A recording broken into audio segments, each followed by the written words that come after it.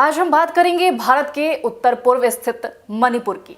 एक ऐसा राज्य जो पिछले 15 महीनों से हिंसा, अशांति और जातीय तनाव की आग में झुलस रहा है। यहाँ की हालत किसी जंग के मैदान जैसी हो गई है। गांव जले, स्कूल बंद, बच्चे और महिलाएं राहत शिविरों में और हर तरफ डर का माहौल फैला हुआ है। मणिपुर केवल एक राज्य का मामला नहीं, बल्कि ये देश की आंतरिक सुरक्षा, सामाजिक संतुलन और राजनीतिक स्थिरता का इम्तिहान है। अब इस चुनौतीपूर्ण परिदृश्य में प्रधानमंत्री नरेंद्र मोदी का दौरा तय हुआ है, लेकिन इस दौरे ने राजनीति को भी गरमा दिया। विपक्षी दलों का कहना है कि यह दौरा केवल औपचारिकता न रहकर सच्चे समाधान की दिशा में होना चाहिए। अब समझते हैं कि मणिपुर का ऐतिहासिक और जातीय परिप्रेक्ष्य। मणिपुर उत्तर पूर्व का एक संवेदनशील राज्य लंबे समय से जातीय संघर्ष और सुरक्षा चुनौतियों से जूझ रहा है।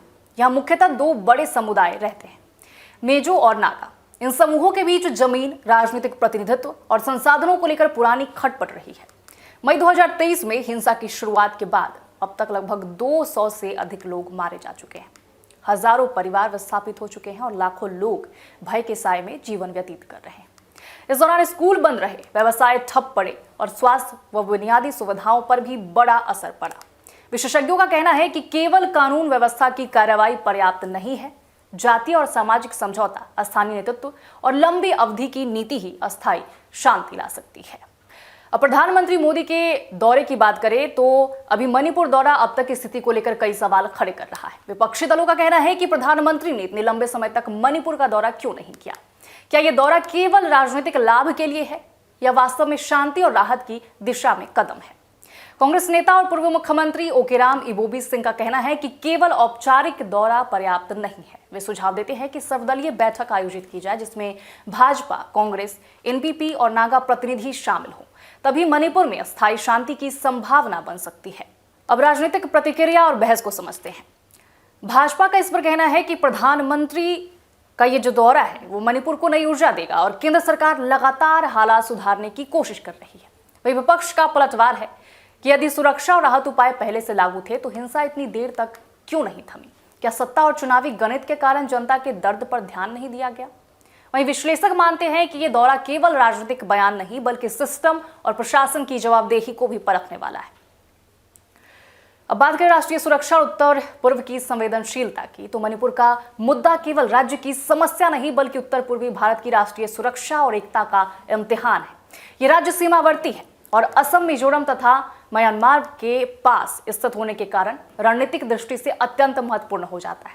यदि जातीय संघर्ष और हिंसा पर काबू नहीं पाया गया तो ये आग पूरे क्षेत्र में फैल सकती है।